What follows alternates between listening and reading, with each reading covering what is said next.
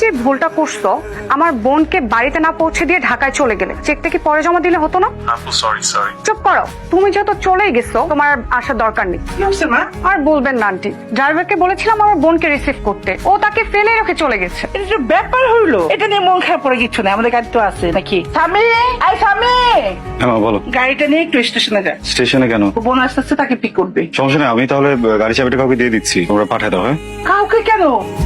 আরে তো শালি হতে যাচ্ছে, ছোট বোনও বলতে পারিস, তো একদম আত্মীয়, একে কি কাউকে পাঠায় আনা যায়? এটা সম্ভব? মা, আমি বাইরে একটু কথা বলছিলাম বুঝছো, তো একটু টাইম লাগবে, আমি কাউকে পাঠিয়ে দিই নাকি? আব্বা, এইখানে যদি আমি হইতাম তাহলে কি তুমি এই চিন্তা করতে যে না আমি যাবো না, আরেকজনকে পাঠিয়ে দিবো? তোমার সাথে আসলে কথা পারবো না, যাচ্ছি আমি চেঞ্জ করি। আরে দাঁড়া, চেঞ্জ করতে হবে কেন? সুন্দর লাগতেছে তো। বাবা একটু চেঞ্জ করে যাই, এই কলটা তো আমি নিতেই পারি নাকি? আচ্ছা তাড়াতাড়ি কর। থ্যাংক ইউ, আপনি আমাকে ডিটেলটা দিয়ে দেন। মেসেজ করে দিচ্ছি। এইবার মুখে হাসি ফুটেছে।